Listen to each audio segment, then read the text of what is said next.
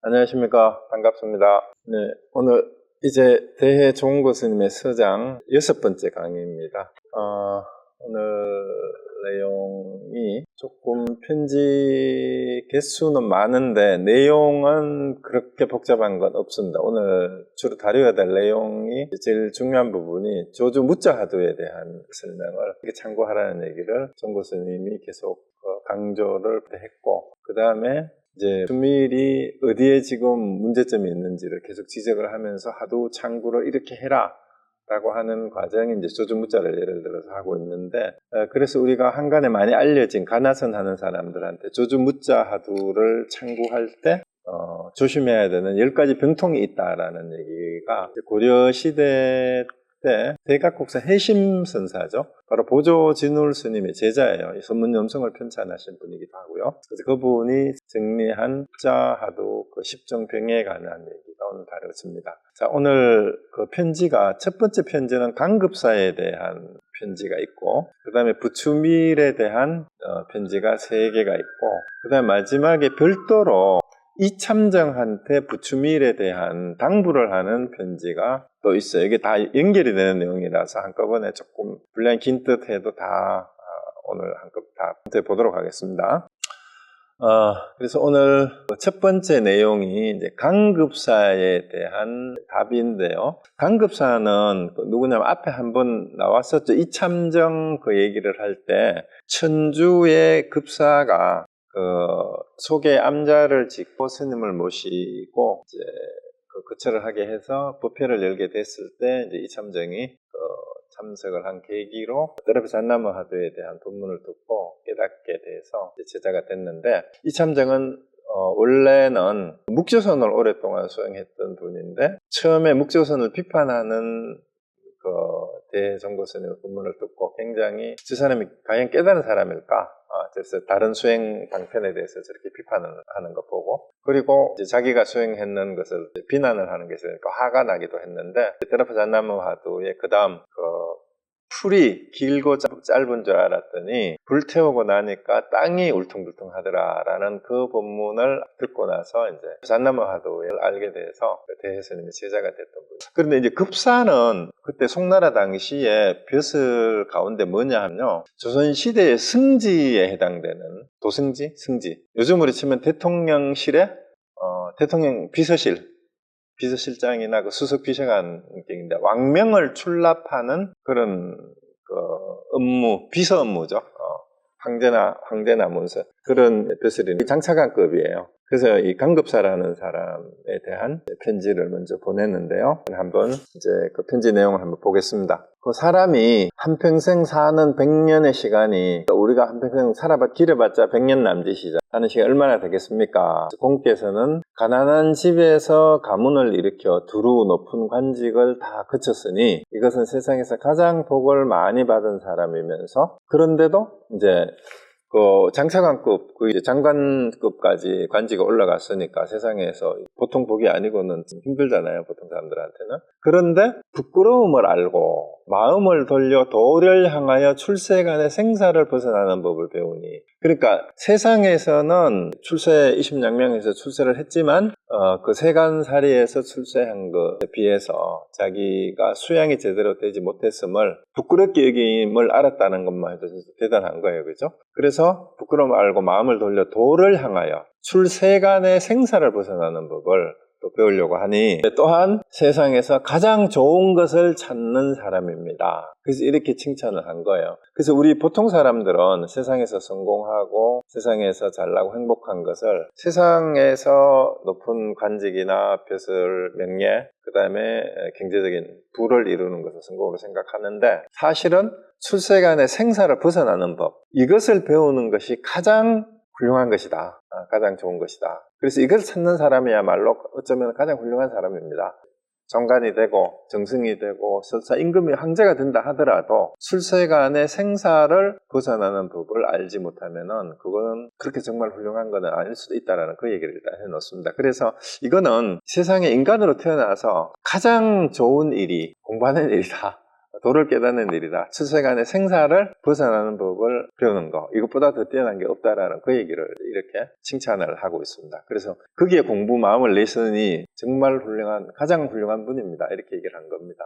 그래서 모름지기 서둘러 조치를 취하여 냉정하게 다른 사람의 지시를 받지 않고 스스로 본분도리를 알아서 갈 것을 분명히 하면 곧 세간과 출세간의 일을 마친 대장부입니다. 자, 여기는 은근히 약간은 비꼬는 듯한 그 뭐예요? 사람의 지시를 받지 않고라는 말은 뭐예요? 관직의 정승반열에 올랐지만 결국은 황제의 명령에 따라서 움직이는 남의 지시를 받고 사는 사람에 불과하잖아요. 세상에 아무리 높은 자리에 올라도. 그러니까 스스로 주인공으로 내가 이 세상의 주인이 돼서 본분도리를 알아서 갈 것을 분명히 가면 세간 출세간의 일을 마친 대장부니까 더 이상 남의 지시를 듣고 살아가는 사람이 아니다 이 말입니다.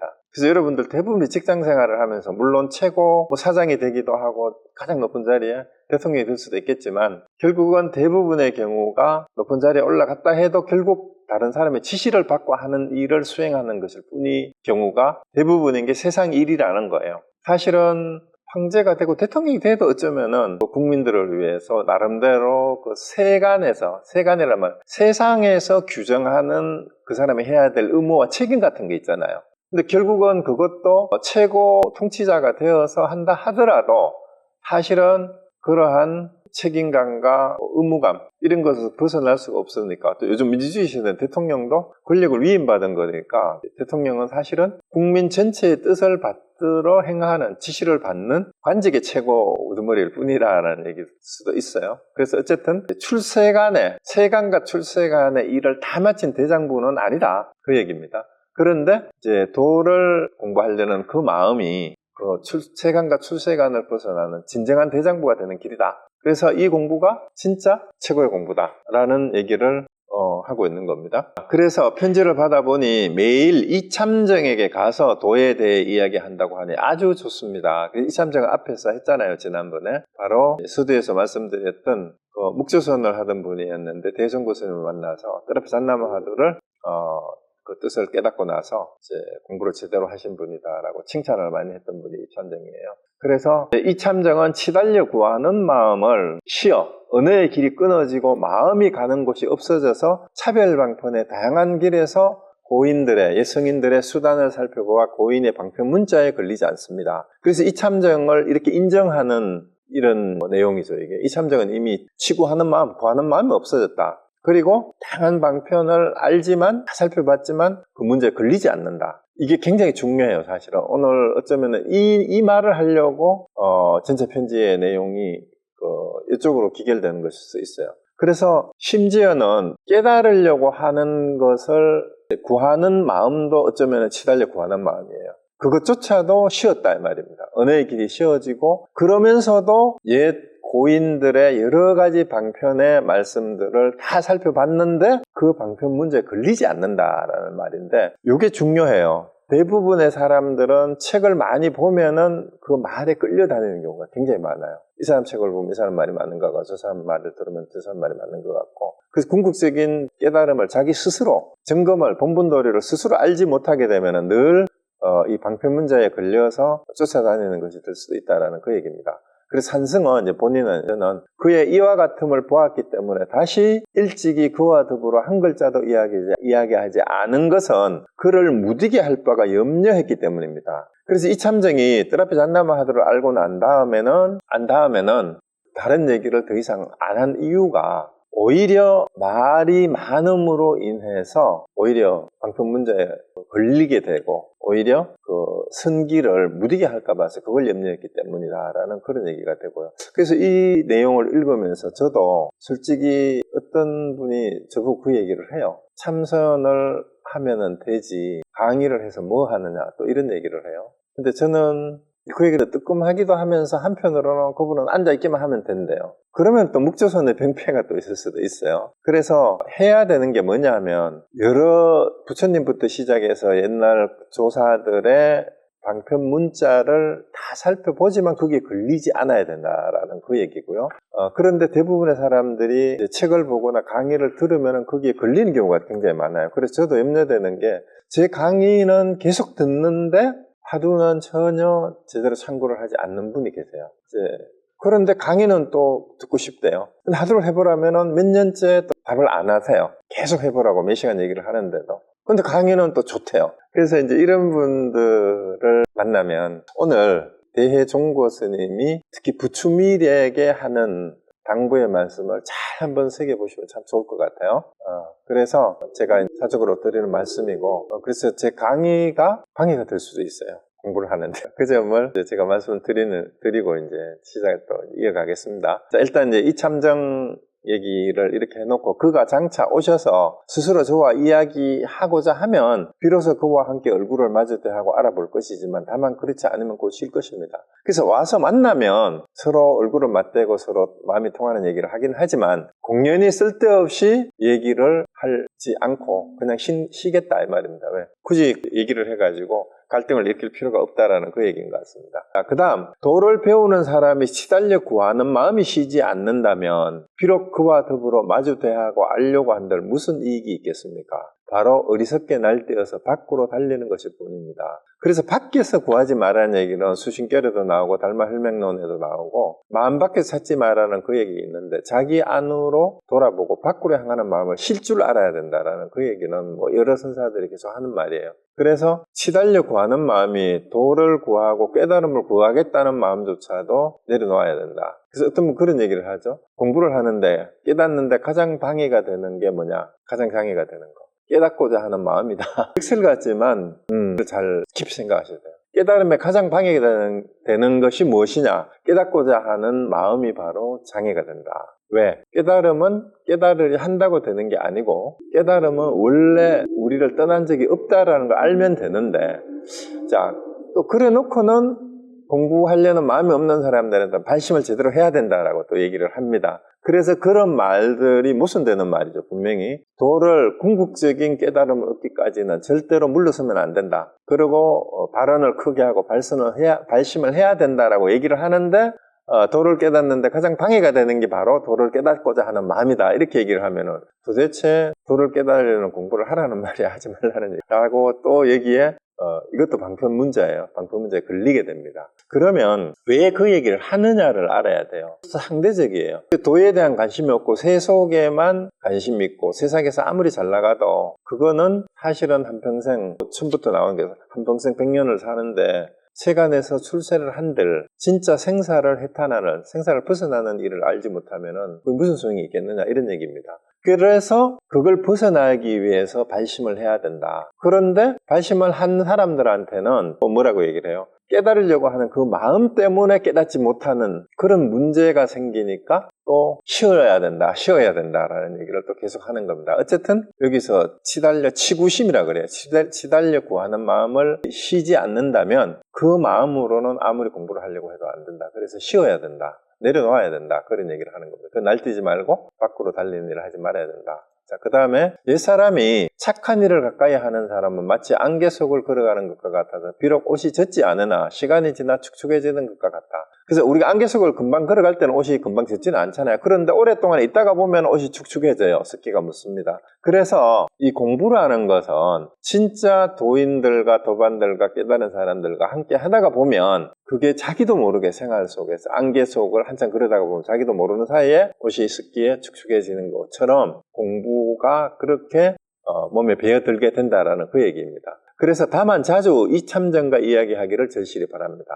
그래서 이참정이 공부가 제대로 된 분이니까 이참정하고 친분이 있고 옛날부터 간직에도 같이 있었고 친한 친구니까 이참정하고 자주 이야기를 하시기라. 그러다 보면은 얘기를 듣다가 보면은 안개 속에서 옷이 깨지듯이 법이 진짜 제대로 된 공부의 내용이 자기에게 배어들게 될 거다. 그 얘기고요. 그 다음에 고인이 보여주신 말씀은 옛 승려들이 보여주신 말씀과 가르침은 어지럽게 천착하지 마십시오. 그래서 이제 이분에게도 하는 말이 뭐냐면은 자꾸 옛날 경전의 말씀, 어느 스님의 말씀을 가지고 이렇게 저렇게 따지고 분석하고 이런 지식인들이 하는 쉽게 말하는 사량분별이에요. 아르마리로. 그래서 이런 거 하지 말고 제대로 된 얘기를 들으라 이 얘기예요. 그래서 예컨대 마조스님이 해양선사를 만나서 설법하시기를 비유하자면 소가 수레를 끄는데 수레가 가지 않으면 수레를 때려야 옳은가 소를 때려야 옳은가 하시는 마조스님이 그 말을 듣는 즉시 깨달았습니다 했는데, 다른 사람의 말을 가지고 어지럽게 이렇게 저렇게 따지는 거는 수레를 때리는 거하고 똑같다라는 얘기예요. 그 수레가 가지 않으면, 내가 공부에 진전이 없으면 어떻게 해야 되냐? 어떻게 해야 돼요? 다른 사람 얘기를 가지고 이렇게 따지고 있는 자기 자신을 돌아봐야 돼요. 자기 자신을. 자기를 이제 소를 채찍질 하듯이 자기 자신을 돌아보면 됩니다. 그래서 여기서 바로 깨달았다는 얘기고, 우리가 흔히 하는 말로 달을 가리키는 손가락을 보지 말고 달을 보라. 손가락은 전부 경전의 말씀이고 엉꾸고 방편 문자에 불과합니다. 그래서 깨닫는 게 더 중요한지 문자를 따라가면 안 된다는 그 얘기를 이렇게 하고 있는 겁니다. 그래서 이 몇 마디 이야기를 여러 곳에서 많이 설법을 하는데, 자, 여기에서 이제 대종고 스님이 또 얘기를 해요. 이걸 비유를 들어보면 수레가 가지 않으면 수레를 때려야 되느냐, 소를 때려야 되느냐, 이게 뻔한 것 같잖아요. 근데 이 얘기를 가지고 와가지고 많은 스님들이 예를 들면서 분문을 한다 이 말이에요. 이 몇 마디 이야기 여러 곳에서 많이 설법을 하는데, 천둥 같고 번개 같고 구름 같고 비와 같으나 이해하지 못하고 그릇 말에 떠져서 말을 쫓아 아르마리를 내고 있습니다. 심지어 이 말조차도 이걸 따지고 말을 따지고 앉아있다 이 말입니다. 자, 수레가 어떻게 해야 돼요? 가지 않으면은 수레를 때려야 돼요? 소를 때려야 돼요? 어떻게 해야 됩니까? 그리고 여기서 답을 원하는 거는, 그럼 우리가 상식적으로 수레를 때리는 게 소를 때려야 된다라는 걸 알았는데, 근데 그거는 아는데 못 깨달았어요. 그게 뭔 말일까? 그래서 이런 얘기를 자꾸 하고 있으면 내 깨달음하고는 아무 관계가 없어요. 이 말을 알아들었으면 어떻게 해야 되냐 이 말이에요. 소를 때려야 된다라는, 그 뭘까요? 이건 상식적으로 다 알잖아요. 소가 끄는 수레가 가지 않으면 수레를 때려야 되느냐 소를 때려야 되는 건 다 알잖아요. 그와 같이 자기 자신을 돌아보고 자기 자신을 채찍질하면 된다라는 이런 식의 해설은 하는데, 사실은 뭘 한다는 얘기예요? 정작 자기 자신을 돌아보고 자기를 아는 일하고는 관계없는 그 말만 자꾸 하고 있다 이 말입니다. 우리도 그렇지 않나요? 이 말은 처음 듣는 분이 없으실 거 아니에요. 오늘 적어도 서장 강의를 들으러 오시는 분들은 이 말은 여러 차례 책에서 보고 다른 사람이 하는 얘기를 들었을 겁니다. 다 아는 얘기죠. 그런데 내 깨달음은, 마조스님은 그 얘기 듣고 바로 깨달았다는데 우리는 왜 못 깨달아요? 그 얘기를 다 같이 들었는데. 그래서 주봉스님에게 준 편지의 말미에 멋대로 주의한 것을 제가 읽으니 저도 모르게 배를 그래서 주봉스님에게 누가 이제 편지를 이 강급사가 보냈는 그거를 아마 본 모양인데, 거기에서 이 마조스님이 해양선사가 소가 가지 않으면 수레를 때려야 하느냐 소를 때려야 하는가, 여기에 대해서 나름대로 뭘 적었나 봐요. 적었는데 완전히 멋대로 해석을 해가지고 적어놓은 걸 보니까 배꼽이 자꾸 웃었다. 진짜 웃기는 얘기다 이런 얘기를 지금 하는 거예요. 여러분 좀 뜨끔한 분이 있어야 돼요. 이 예를 들고 마치 아는 것처럼 당연히 소를 때려야지 하면서 그 얘기하는 사람 마치 자기가 깨달은 것처럼 되잖아. 근데 아니잖아요. 그러고 열애선이니 조사선이니 이제 또 이걸 따지는 거예요. 이거 열애선 도리선 이런 얘기 더 이상 하지 않겠습니다. 지난번 할 때 위산영우하고 향엄 선사 사이에 있었던 열애선 조사선 그 얘기 한 적이 있으니까, 이니 하고 말한 것과 함께 한 장의 그 흐물을 한 길에 보내버리십시오. 그러니까 이런 쓸데없는 입하고 하지 마라 이 말입니다. 열애선 도리가 조사선 도리가 뭐고 그다음 스님이 이렇게 했는데 어쩌고 저쩌고 이런 얘기 하지 마라 이 말입니다. 싹 버려라. 그런 쓸데없는 편지 쓰레기통 쳐박아 버려라 이 얘기입니다. 그래서 말은 이렇게 이게 대종고 스님은 엄청 강하게 얘기하는 거잖아요. 한 장의 그 허물을 처리해 한 길에 버려버려라 이 말입니다. 제발 그럼 쓸데없는 분별을 하고 있지 마라 이 말입니다. 자, 보내주신 송을 자세히 살펴보니 전번의 두 송보다는 낫기는 하지만 이제부터는 그만두십시오.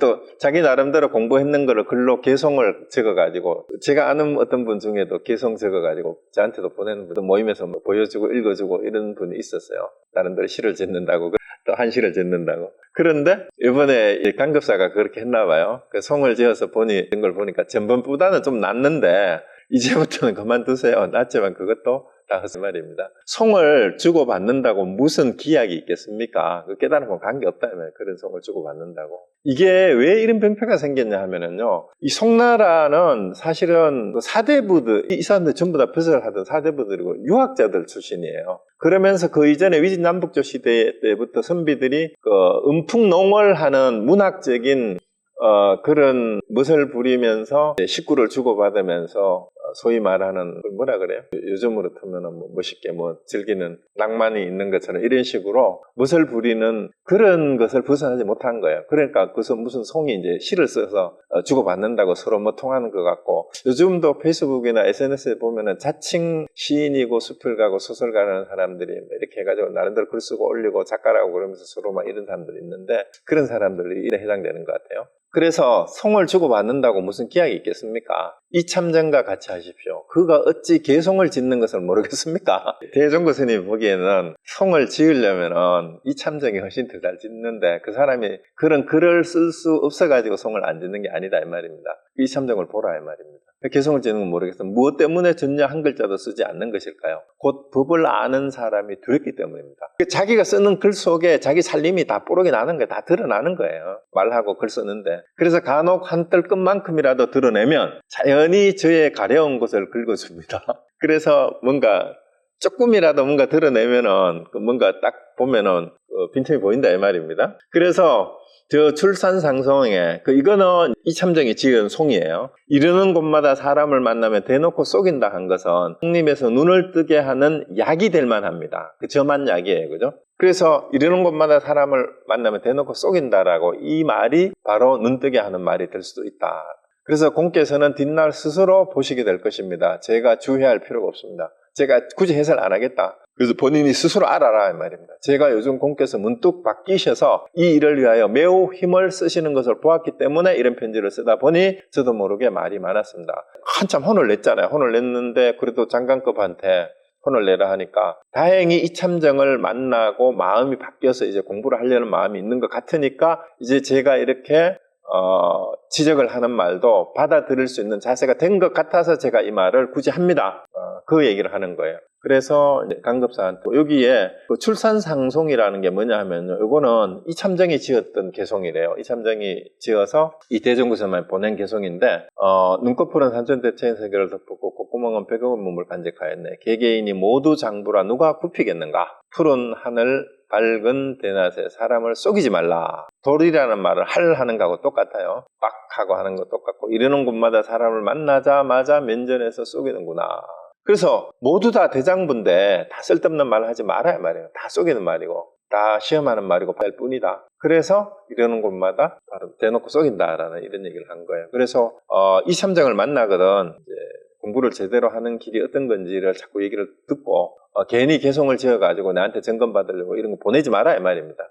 제가 한국 있을 때도 공부하는 우리 후배 중에 하나가 시집을 읽는 거를 좋아해서 시를 좋아해서 나한테도 시집을 주고 글을 써가지고 보내고, 우리 같이 공부하는 선생님한테도 시집 사가지고 갖다 주고 이랬다가 혼나는 걸 내가 본 적이 있어요. 쓸데없는 짓 하고 이런 것만 들고 오지 마라 하고 집에 던져버렸는데, 내가 왜 저렇게 아니 시집을 선물을 해줬는데 왜 저럴까 싶었는데 아마 그런 게 있어서 그런 것 같아요. 그 선생님한테 쓸데없는 깨달은 사람이 쓰는 개송이라면 공부에 도움이 되는데, 쓸데없는 세상살이 한탄하고 끄적거리는 신세 한탄하는 그런 글을 갖다 줘봐야 뭔 도움이 되겠냐 공부하는 사람한테. 그래서 아마 나 이런 거 안 보니까 가져가라고. 그 정도로 왜 그렇게 하느냐 하면, 공부하는 사람한테 스승을 찾아서 공부를 하러 왔으면 공부할 일이나 하지 왜 쓸데없는 짓을 하고 이렇게 앉았냐라고 해서 그렇게 돌려보내는 겁니다. 그래서 이제 이런 분들한테 또 대종구 스님이 아주 그냥 굉장히 엄했던 것 같아요. 편지 내용을 보면. 이렇게 강급사한테는 이렇게 보냈고요. 그 다음에 부추밀에 대한 편지가 3개가 이어지는데요. 이거 보시면은 이 부추밀이라는 사람이 엄청 또 답답한 사람 같아요. 근데 추밀은, 우리 추밀이라는 말은 어디서 들어본 것 같죠? 중추원 추밀은 같은 기관인데요. 이게 군사기밀을 지급하는 군사무를 총괄하는 최고 군사기구였어요.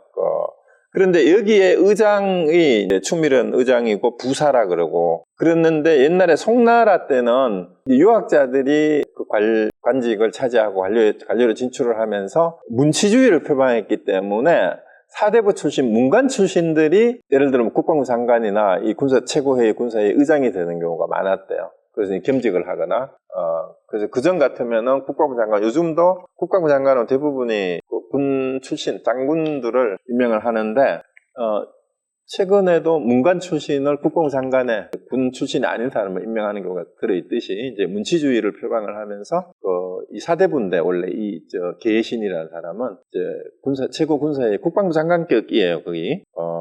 이제 추밀사라고도 하고 이러는데, 근데 거기에 겸직을 했던 사람이라고 이제 얘기해주는 사람인데, 이분이 이 내용을 한번 보면은 대종고 선생님한테 엄청 혼납니다. 한번 보세요. 왜 혼났는지 한번 보세요. 편지를 받아보니 젊은 나이에 이 도를 알아 믿음을 내었다가 만년에 아르마리가 장애가 되어 깨달아 들어갈 곳이 없어서 날마다 도를 체득할 방편을 알고 싶다 하셨군요. 이미 지극한 정성을 가지시니 감히 스스로 외면하지 못하여 항목에 의거하여 방안을 내는 말을 조금 하겠습니다. 자, 이 내용을 보면 다들 그 앞에 정시랑도 그랬고요. 몇몇 사람 이제 편지를 봤는데 젊을 때부터 높은 벼슬에 올랐지만 다들 그래도 도를 깨닫고자 하는 믿음은 어릴 때부터 젊을 때부터 있었어요. 다들 한결같이 하는 얘기들이 뭐예요? 결혼하고 살림살이하고 세간에서 관직을 맡아서 세상살이 벼슬살이를 하다가 보니까 도 공부하는 것을 이제 기회를 놓쳐버리고 나이가 지나서 이제 지금이라도 만년에 그죠? 공부를 하려고 하는데 이 사람 스스로도 자기 문제가 뭔지를 아는 듯해요. 봐요.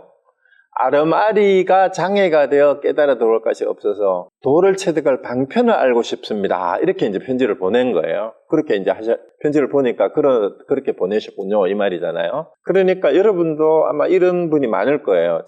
지금 여기 줌으로 들어오거나 유튜브 보시면서 연락 오시는 분들도 대부분이 연세가 저 많으신 분들이 많아요. 저보다 어린 분들도 있지만은. 그런데 이제 세상에서 여기저기 왔다 갔다 하다가 보니까 만년에 공부를 하려고 하는데 그동안 주워 들은 건 많은데 그게 아르마리가 장애가 돼가지고 제대로 깨닫고 싶은데 어떻게 하면 좋겠습니까? 진짜 이렇게 문의해 오시는 분이 있어요. 그런데 그렇게 정말로 진행해 왔으니까 지극한 정성을 가지시니 감히 스스로 외면하지 못하여 조목별로 조목조목 몇 가지 제가 말씀을 드리겠습니다. 이제 지적을 하겠다는 얘기예요. 다만 이렇게 깨달음을 구하는 것이 곧 도의 장애가 되는 아르마리이니 여기서 처음부터 한마디로 결론을 딱 내려버립니다. 그렇게 깨달음을 구하는 것이 곧 도의 장애가 되는다. 도를 체득한 방편이 따로 있느냐라고 묻는 이거에 깨닫는 장애다. 이렇게 먼저 지적을 해놓고 들어가요. 다시 달리 무슨 아르마리가 있어 그들을 장애하겠습니까?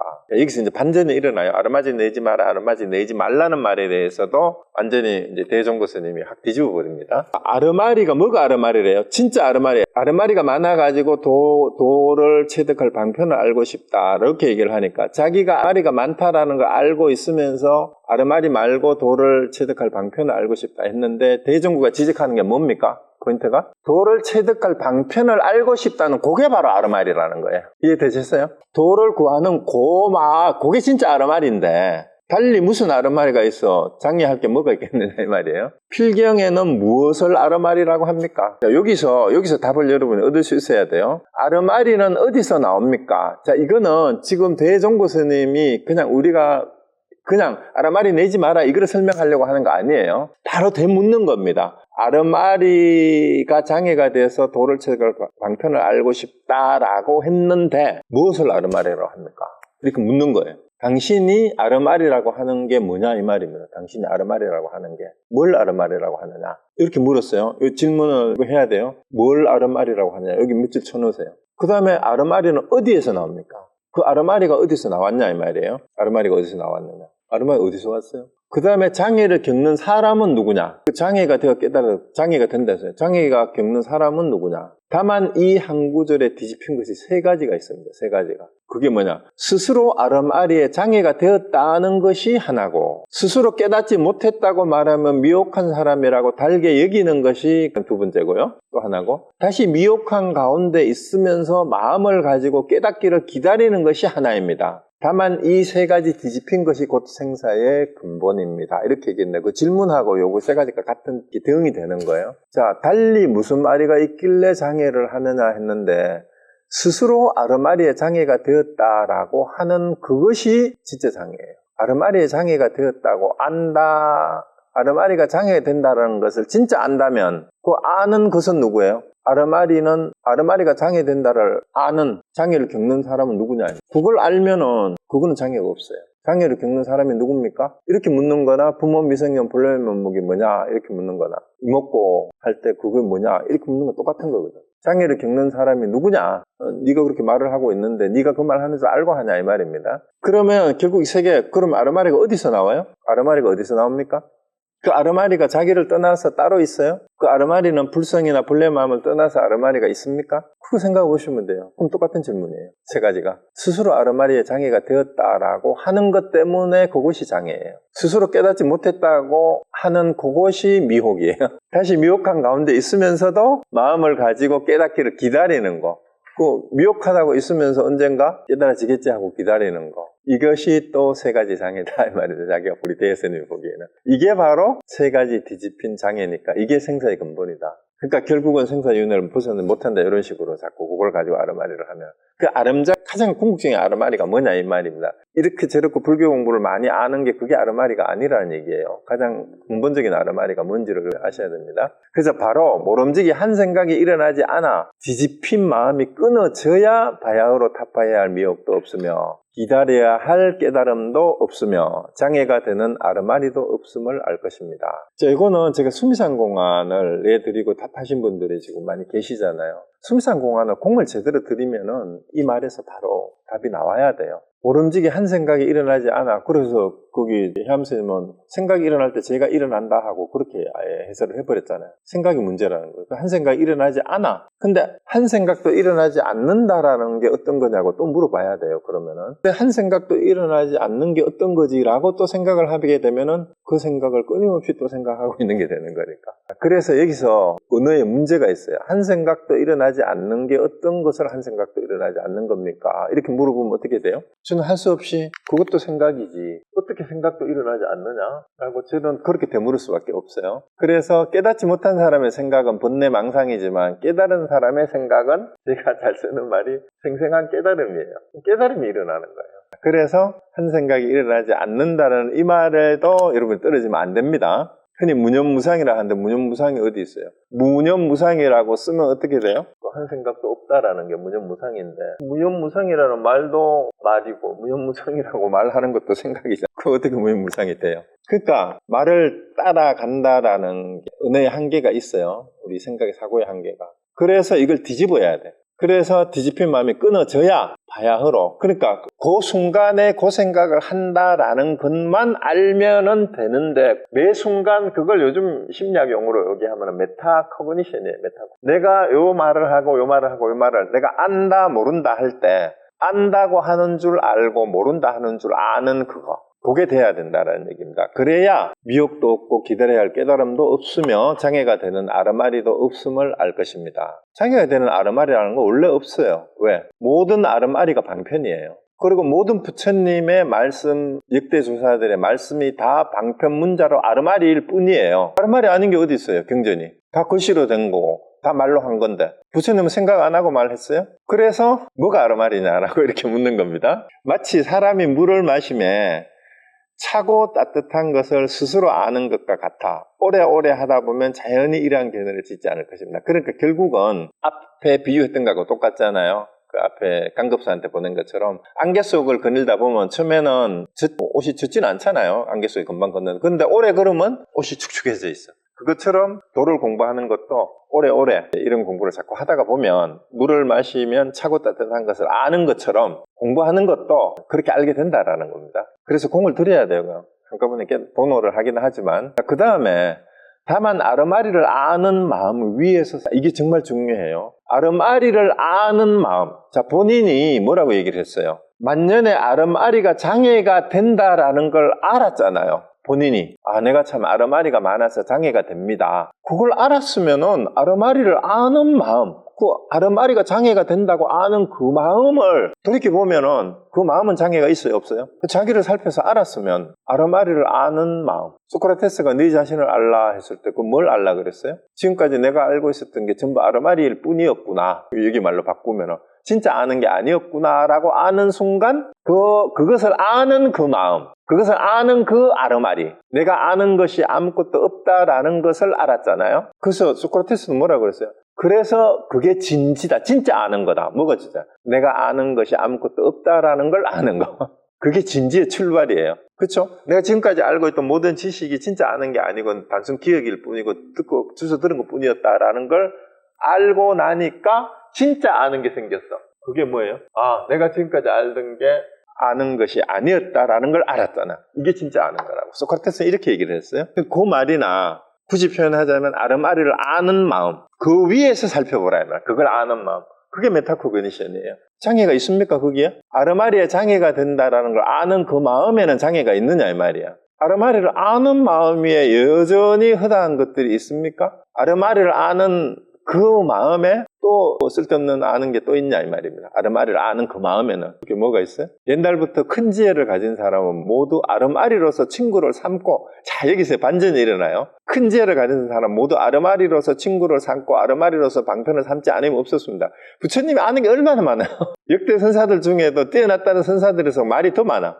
그죠? 말 없는 말이라는 말을 하면서 얼마나 말을 많이 하는지 몰라요. 왜? 아르마리를 방편을 자유자재로 쓰는 거예요. 오히려. 왜? 아르마리가 아르마리인 줄 알기 때문에 가지고 노는 거예요. 가지고 노는 거. 팔만대장경 부처님이 얼마나 많은 아르마리를 냈어요. 거기서. 근데 아르마리를 어땠어요? 아르마리를 친구로서 아르마리로서 방편을 삼으니까 부처님 말 안 하고 어떻게 교화를 했어요? 다 말을 했죠. 그게 다 아르마리인데? 아르마리 위에서 평등의 자비를 행했고 아르마리 위에서 모든 불사를 했는데, 저 자비를 행하고 불사를 할 때 말없이 할 수가 없잖아요. 그게 다 아르마리인데. 마치 용이 물을 얻은 것과 같고 호랑이가 산에 의존 것 같아서 끝내 이것을 본내려 여기지 않았으니 다만 그들은 지혜가 일어나는 것을 알았기 때문에 자 보고해요. 아르마리가 일어나는 것을 알았을 뿐이지, 말을 하면서 아무리 많은 말을 해도 말을 하면서 내가 말하는 줄 알고 그 말이 어디서 나오는지 알고 하면 그 자리가 불성이고 요래고 그래요. 조견, 온, 개공, 조견하는 자리고 응작, 여시, 관하는 관하는 자리고, 위파사나도 그렇게 해야 돼요. 위파사나는 그 관하는 자리, 위파사나 하는 자리, 위파사나 하는 놈, 누가 위파사나를 하고 있습니까? 이거를 모르면은 맨날 알아차린다고 하는 게 뭘 알아차리는 거예요? 아르마리만 쫓아다니는 거예요. 알아차리면 그거 제대로 알아차리면 아니에요. 소리가 들린다, 뭐 뜨겁다, 찼다, 뭐 화가 난다. 그거는 대상을 끊임없이 쫓아가는 수행이니까 그거 하지 말라는 거예요. 대선님, 대성고 스님이. 그런 거 아니라는 얘기야. 일어나는 곳. 그래서 다만 그들은 그가 번뇌를 끝내 뭐 마음이 큰 번뇌가 없어지고 작은 번뇌가 없어지고 뭐 이런 게 전부 다 그 번뇌를 쫓아다니는 길이에요. 번뇌를 쫓아다니는, 큰 번뇌든 작은 번뇌든 다섯되는 일이다. 왜?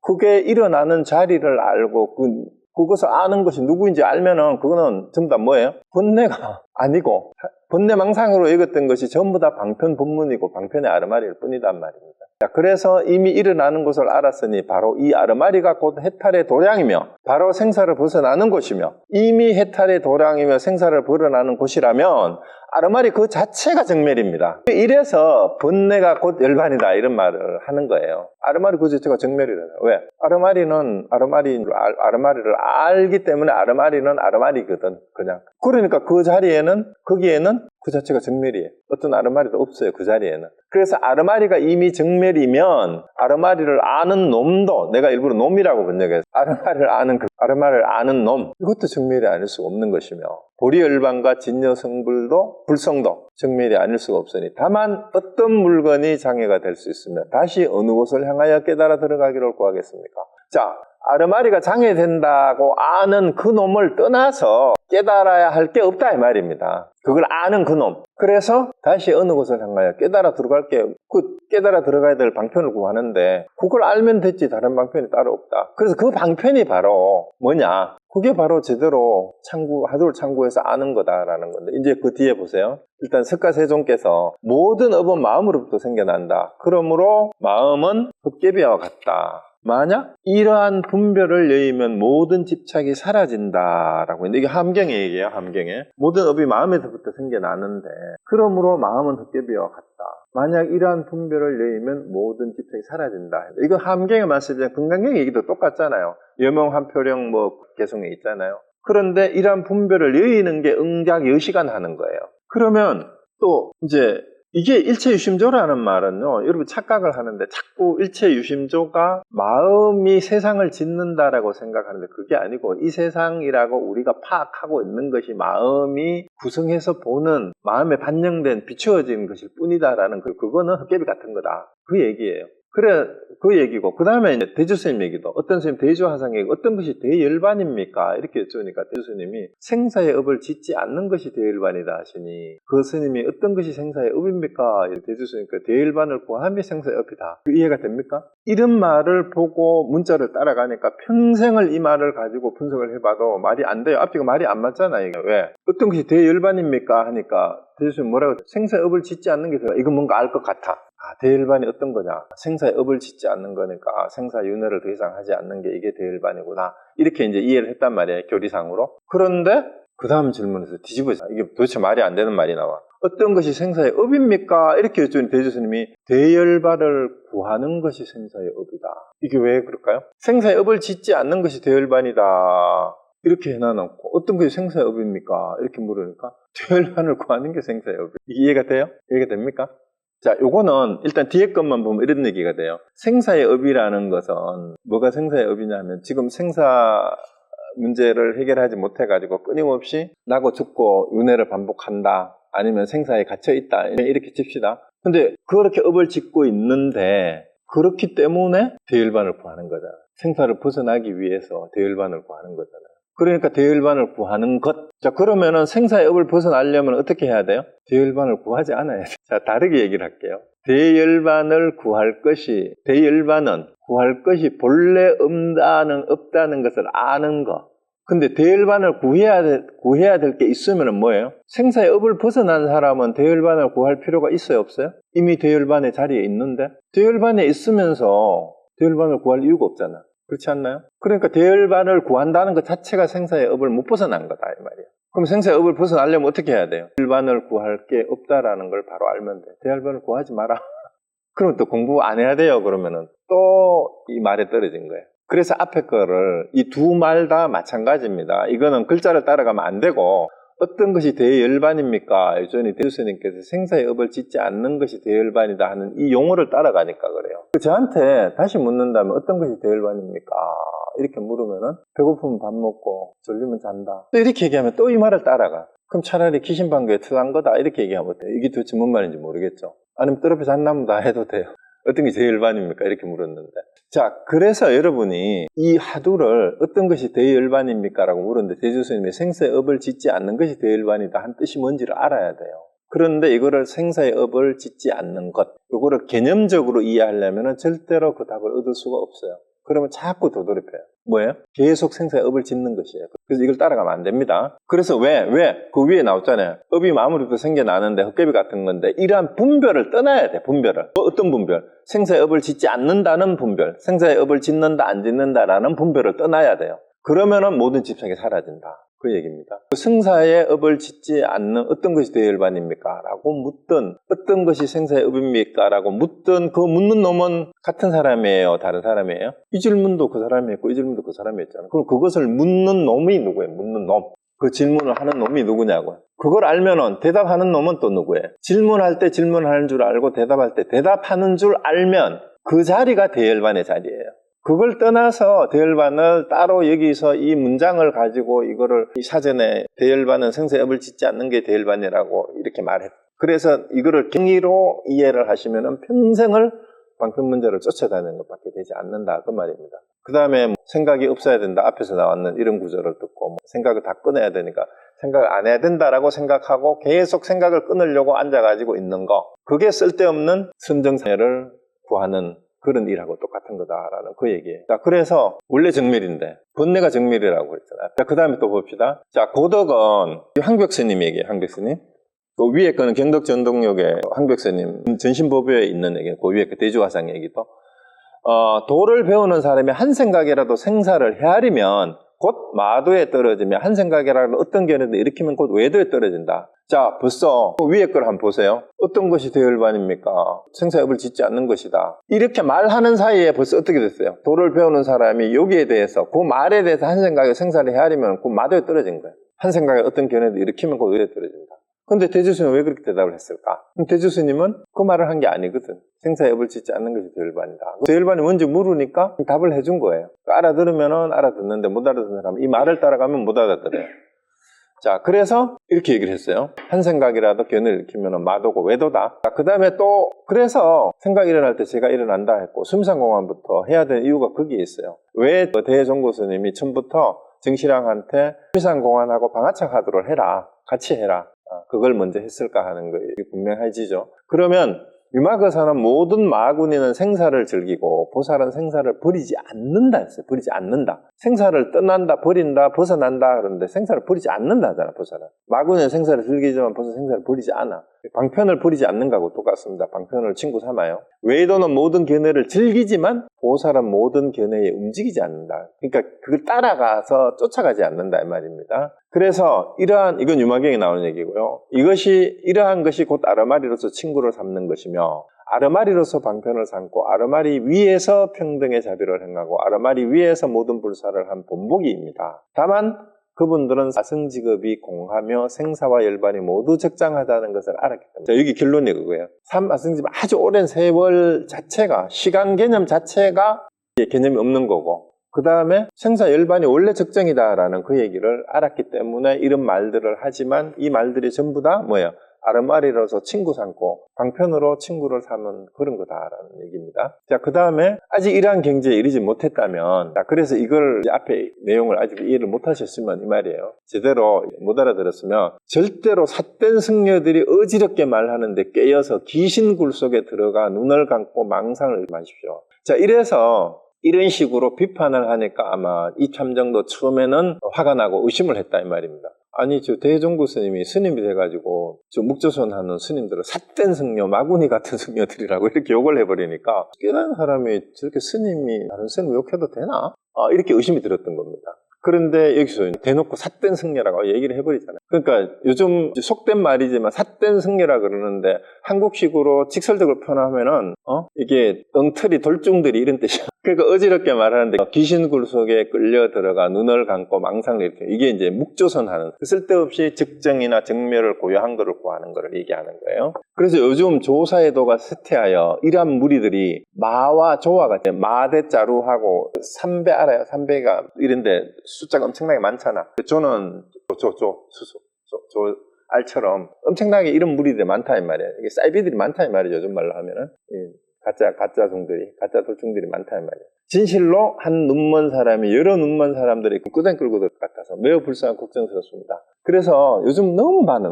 근데 좋은 것도 있어요. 유튜브나 이런 데 보면 진짜 깜짝 놀랄 정도로 공부가 제대로 되어서 법문을 하시는 분들도 있는데 대부분이 보면은 지금 대종고 스님이 욕하는 것처럼 삿된 무리들이 자칭 뭔가 있는 것처럼 떠든 사람들이 유튜브나 이런 너무 많아. 제가 봤을 때 그렇습니다. 진실로 한 눈먼 사람이 여러 눈먼 사람들이 있고 불끄덩이 끌고, 이거는 맹인이 인도하는 거하고 다 불끄덩이 자신은 물론이고 다른 사람들까지 벼랑 끝에 다 몰아넣는 거하고 똑같은 거다.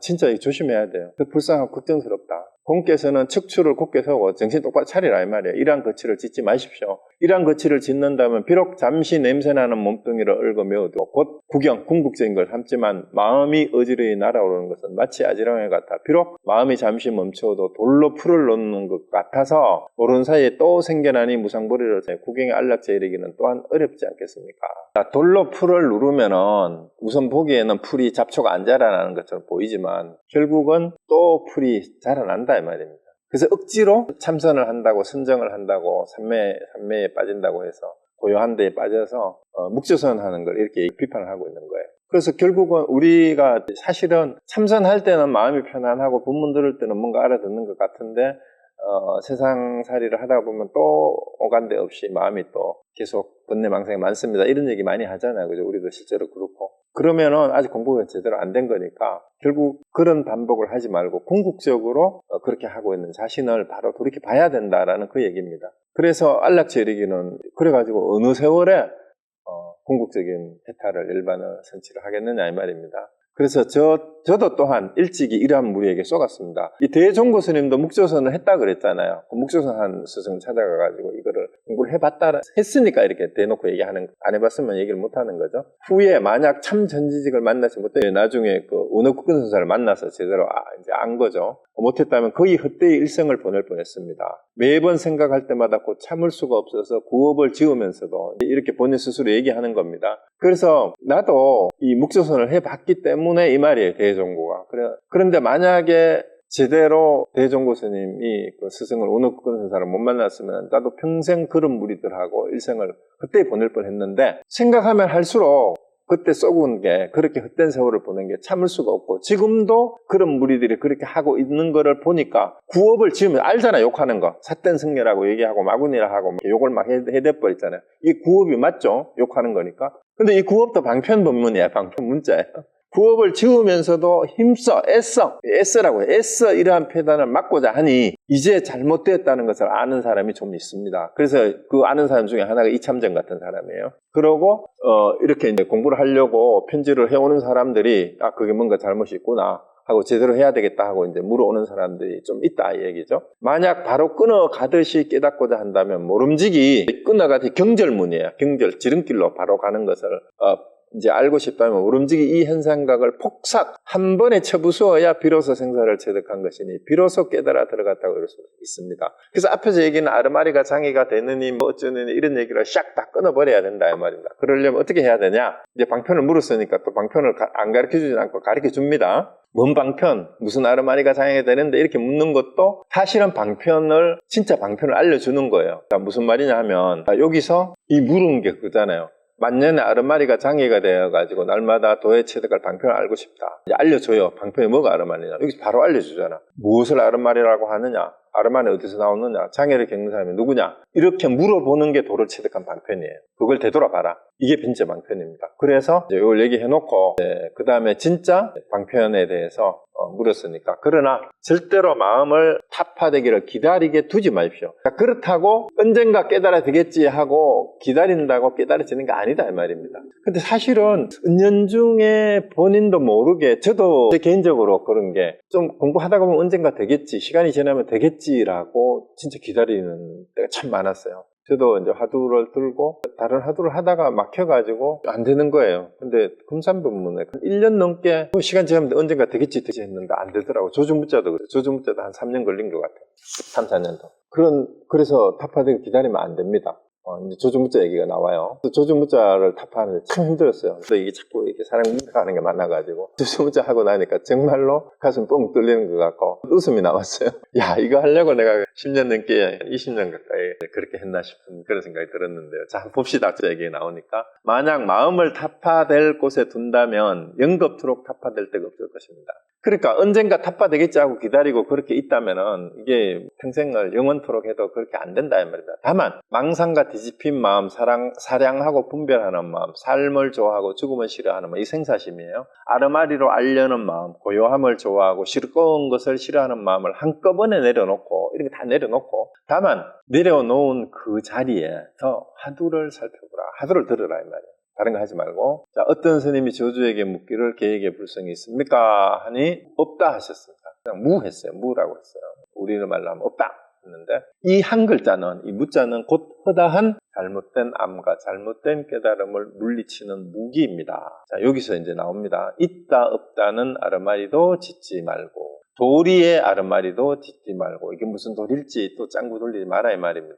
의근 아래에 사랑하여 헤아리지도 말고, 그 다음에 안입이 설신이에 그 근본 바탕에서 뭔가 근원적인 뭔가 있지 않은가 이런 것도 생각하지 말고, 눈썹을 치켜 올리고 눈을 깜빡이는 곳에 이거는 뭔가 신호를 보내듯이 무슨 사인인가? 큰 스님들이 제자를 깨우치기 위한 무슨 그런 방편인가? 이런 생각도 하지 마라 이 말입니다. 언어의 길 위에서 할로를, 이제 언어로 개념을 가지고 따지지도 말고, 일 없이 가족 주머니 속에 들어있지도 말고, 그렇다고 멍 때리고 앉아가지고 그냥 마냥 기다리지도 말고 이 말이에요.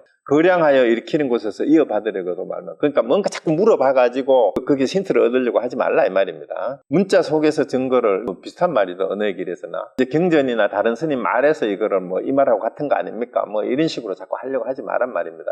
근데 저한테도 답하라고 보면은 이렇게 답한 사람 되게 많아요. 어느 스님이 이렇게 말하는 거하고 같은 뜻 아닙니까?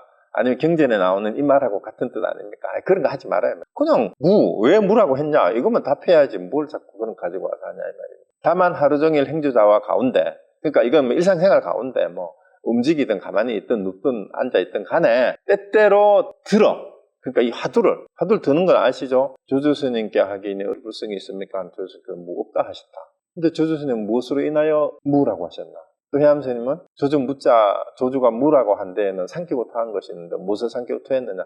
요거를 자꾸 이게 드는 거예요. 하두를 잡돌이해서 그 답을 찾는 거예요. 어째서 무라고 했지? 뭘 삼키고 뭘 토하라고 했지? 그걸 아는 겁니다. 그 잡돌이하고 때때로 일깨워. 시간 날 때마다 시간 나면은 이거 하라 이 말이야. 화장실에 앉아서도 하고 잠시 쉬는 시간에 피곤하면은 또 그거 하도 생각하고 아니면은 다리 잡고 앉아가지고 1분이든 2분이든 하고 또 1시간이든 시간 나면 또 하고 그렇게 해서 계획에도 불성했습니까? 무. 계획에도 불성했습니까? 무. 도대체 이게 뭔 뜻일까? 왜 무라고 했을까? 거기에만 초점을 맞춰야 돼요. 그래서 일상의 삶에서 떠나지 않게 하라 이 말이야. 그래서 시험 삼아 이와 같이 공부하여 살펴본다면 어느 날에 곧 스스로 보게 되면 이 답이 나올 거다 이 말이야. 어느 날 한 고울 천리의 일이 전부 방해가 되자. 자, 이게 뚫힌다면 이제 세상살이에 뭐 쓸데없는 말 하는 거 그런데 떠달려 갈 필요도 걱정할 필요도 그 일 때문에 사량 분별하고 장애가 될 일이 전혀 없을 거다 이 말이야. 그러면 고인이 나의 이 속은 살아있는 조사의 뜻이니 어떤 물건이 그것을 국하여 잡아둘 수 있겠는가. 그러니까 이걸 안다면 나를 잡아둘 게 구속할 게 아무것도 없다는 걸 알게 된다는 거예요. 그걸 알면. 그래서 만약 일상의 삶을 떠나서 일상생활을 달리 향하여 나간 일상생활 속에 그게 다 있다 이 말입니다. 매 순간 지금 제가 이게 말하고 여기 보고 듣고 있는 여기에도 그게 있어요. 이것은 파도를 떠나서 여기를 떠나서 달리 뭐 어디 다른 데 뭐가 있다라고 생각을 한다면 이것은 파도를 떠나서 물을 구하는 것이다. 웃긴 거 아니에요? 그래서 그릇을 떠나서 금을 구하는 것이니 구할수록 멀어질 것입니다. 이건 뭐예요? 금그릇이 있는데 금으로 만든 거. 새 그릇이라고 해도 돼. 금자가 새 금자니까. 그릇을 들고는 금으로 만든 그릇인데 야, 이 금 어디 없을까? 이러고 있는 거하고 똑같다 이 말입니다. 물속에 있으면서 물속에서 물을 찾고 소를 타고 소를 찾는 거 그런 격이다. 이 말을 잘 명심해야 돼요. 원래 지금 내가 알든 모르든 그 깨달음은 여기 있어요. 그런데 다른 데서 찾지 말아야 합니다. 그거 돌이키기만 하면 되니까. 그래서 이제 무자에 대한 여러 가지가 나왔는데요. 이게 이제 무자 십정병이라고 흔히 알려지는 구자 무불성화 간병론이라는 말이 뭐 말이냐면은 진각국사 해심 스님이 쓴 논문이고 책이라고 해요. 글인데 대종고 스님부터 역대 중국 스님들이 무자 하두를 거론하면서 무자 하두를 이런 식으로 창구를 하면 안 된다. 이거는 병통이다. 이거는 무자 하두를 이렇게 하면 안 된다라는 얘기예요. 이렇게 하지 말라는 거예요. 그래서 그거를 진각국사 해심이 옛날 대종고 스님부터 보조 스님도 이런 비슷한 얘기를 많이 했어요. 그리고 그저 역대 항벽 스님이니 이런 분들이 무자 하두를 들 때 어떻게 해라라고 당부하면서 이렇게 하면 안 된다라고 말린 걸 10가지로 정리한 거예요. 그래서 이제 유무를 상대적인 무로, 즉 무를 유에 대응한 무로 생각하는 거. 그다음에 유무에 상대되는 무가 아니라면 진짜 무의 진무의 무가 따로 있나? 이렇게 생각하는 거. 그 다음에 무라고 한 데에는 뭔가 현묘한 다른 뭔가 있을 거다라고 이렇게 또 짐작하는 거. 그 다음에 뜻에 집착하여 무의 뜻을 억지로 사량복탁이라고 하는데 여기 한자는 사량하고 복은 점칠복자인데 점쳐 묻는다, 판단한다 이런 뜻이고요. 탁도 헤아린다, 가르친다. 그러니까 도로 읽는데 탁으로 읽으면 분별한다, 헤아린다 이런 뜻이 되죠. 사량복탁. 이걸 사랑 분별로 번역을 했어요. 자꾸 따지는 거. 그게 뭔 뜻이, 깊은 뜻이 있지 않을까, 그러고. 그것이 눈을 깜빡이는 등의 신호나 방편의 한 수단이라고 생각하는 거. 그 다음에 단계에 있는 참뜻을 깨닫기 위한 의심을 하지 않고 구자 무불성의 작구에 집착하는 거. 이게 글자를 자꾸 해석하는 거죠. 의심은 하지 않고 마음을 모두 비워 생각을 하지 않는 거. 그냥 텅 빈 마음으로 있으면은 그냥 마음을 비우고 있으면 되지. 마음을 비우려 하니까 그러고 있는 거. 이건 멍 때리는 거지. 멍삼매예요. 생각하고자 하되 생각하지 아니할 때 항상 드러나 있다는 말에 의거하여. 또 요런 말은 또 멋있는 것 같잖아요. 이게. 생각한데 생각하지 않아요. 항상 드러나 있다는 요 말에 의해서 하도에 어떤 묘한 뜻이 있다고 집착하는 거. 이거 하도에 집착하는 거예요. 하도병에 떨어진 거지. 예선사들이 한 말을 인정하여. 그러니까 다른 스님이 했는 이 말하고 같은 거 아닙니까? 이런 식으로 하지 마라 그랬죠. 이제 그런 사람도 의외로 많아요. 스스로 어렵다는 생각을 내어 언젠가 깨달음을 얻을 것이라는 막연히 기대하는 거. 이게 전부 다 조주무자 하도를 들면서 이런 식으로 해서는 평생에도 안 된다 이 말이야. 그래서 이 10가지 병을 요약하면 유심, 무심, 언어, 정목 네 가지로 딱 요약할 수 있을까? 그러니까 뭔가 유에 떨어지거나 무에 떨어지거나 아니면 말에 떨어지거나 말을 안 하고 가만히 있거나 결국 이 세 가지 종류로 연결이 된다 이 말인데, 깨달음은 유심으로도 구할 수 없고 무심으로도 얻을 수 없으며 언어로 지어낼 수도 정목으로 통할 수도 없다. 이렇게 우두용 선사가 이렇게 얘기를 했어요. 결국은 유심으로도 안 되고 무심으로도 안 되고 언어로도 안 되고 정목으로도 안 돼. 그럼 뭐 어떻게 하라고? 어떻게 하라고? 그래서 조주 무자를 창구를 하면서 이렇게 하면 안 되고, 그럼 어떻게 창구해야 되느냐? 조주 무자는 그냥 이렇게 단순하게 창구를 하시면 돼요. 제가 지난번 강의할 때 이거 보여드렸죠. 이 화면에 지금 보이세요? 오늘 원고에 없는데 네 번째 원고에 있어요. 위에 거 보지 마세요. 위에 거 선문점성에 정리해 놓은 거. 이런 거를 자꾸 보면 방해가 되는데, 위에 거는 하고 나면 저절로 알게 돼요. 이게 위에 내용이 선문점성에 뭐냐면 실제 조주록에도 이렇게 돼 있어요. 어떤 날 조주 계획에 불성이 있습니까? 하루는 있다 했어요. 있다. 유 했다면 유 하니까 있다면 어때 가족 부대 속에 있습니까? 하니까 알면서도 범했기 때문이다.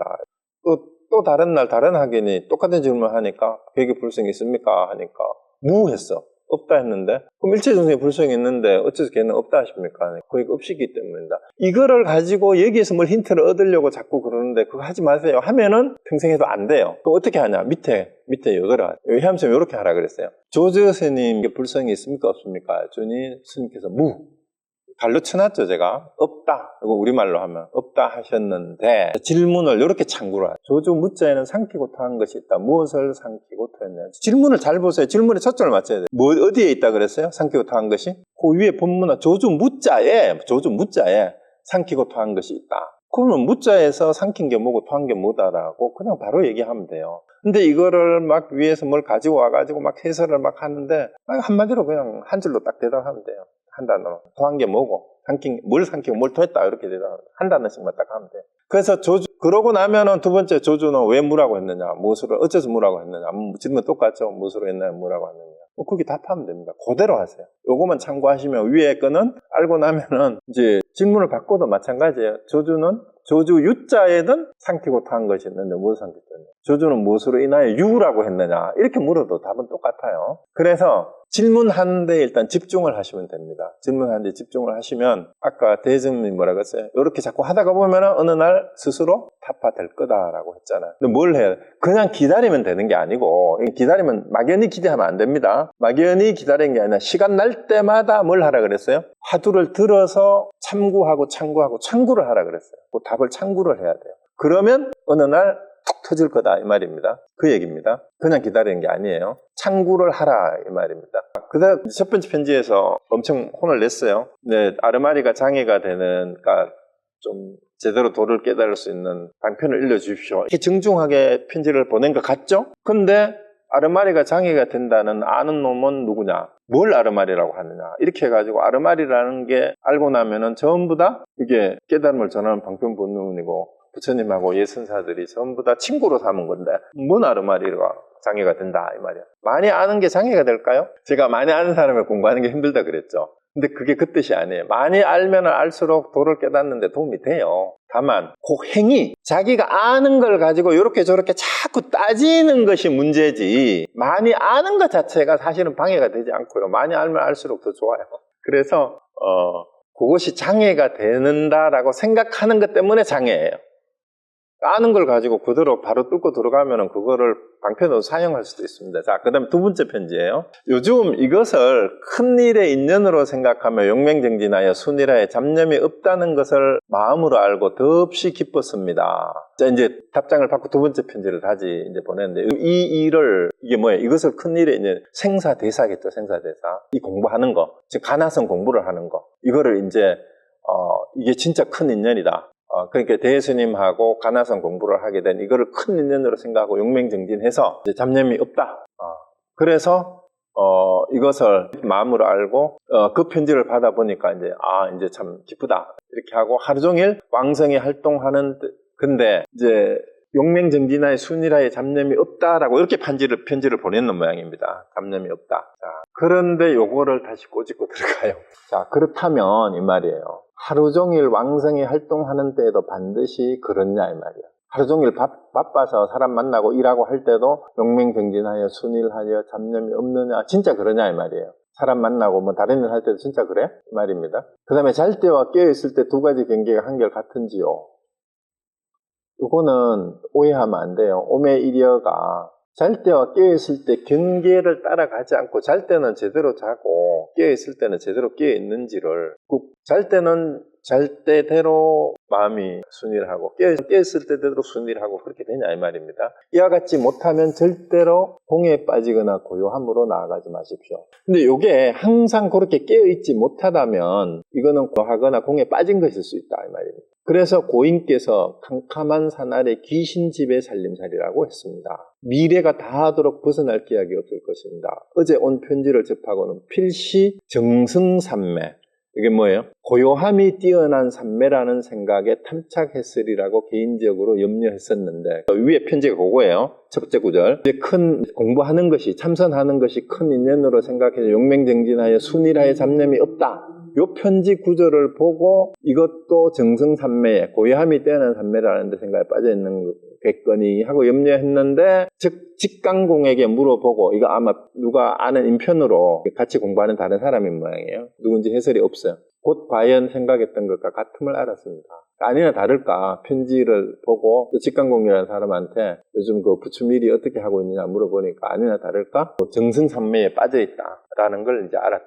당신이 순일하에 잡념이 없다라는 거는 그거는 제대로 깨어있는 게 아니다 라고 지금 대놓고 질책하는 뭐라 혼내는 겁니다. 무릇 세상살이를 두루 겪고 여유가 있는 선비는 오랫동안 번뇌 가운데 혼란해 하다가 홀련히 다른 사람이 고요한 곳에서 공부를 지으라고 가르쳐 주는 것을 듣고는 잠깐 가슴속에 일이 없게 되면 곧 이것으로서 구경의 안락이라 여기게 돼요. 돌려서 풀을 눌러놓는 것 같으면 전혀 알지 못합니다. 자, 이게 흔히 사람들이 바쁘게 살다가 참선하고 명상하고 이런 걸 한 번도 경험이 없다가 어느 날 명상 캠프에 가가지고 몇 번 해봤어. 근데 너무너무 그동안 내가 막 잘못 살아왔다. 이런 게 있었구나 하고 번뇌가 다 가라앉는 것 같고 뭔가 이제 마음이 가라앉는 것 같고 이제 무슨 저 정진이나 뭐 그런 데 가면 막 펑펑 울었다 하고 이런 사람들 많이 있잖아요. 그죠? 그래서 이것을 체험을 하고 이게 바로 구경의 안락이라 얘기가 되었다고 자기들이 공부가 됐고 마치 삼매를 경험했다라고 얘기한 사람들이 많잖아요. 명상 캠프 같은 데나 수련회 같은 데 갔다 오고 나서. 그런데 이거는 돌로 풀을 누르는 것 같이 전혀 제대로 안 게 아니다 이 말이에요. 돌로 풀을 그거는 잠시 번뇌망상이 없어지는 것 한 착각을 한 거에 불과하다. 돌로 풀을 눌러서 풀이 안 자라는 것. 잡초를 여기서 풀은 잡초는 이제 번뇌망상을 비유한 거죠. 그걸 돌로 잠시 눌러놓은 거에 불과한 거다. 비록 잠깐 소식이 끊어졌음을 느끼지만 뿌리는 오히려 있으니 그러니까 뿌리가 안 뽑혔잖아. 번뇌망상의 뿌리가. 이거 어쩌겠느냐. 어찌 정멸을 증득하였기에 더블 기약이 있겠까. 그래가지고 안 된다. 그거 아니다라는 거예요.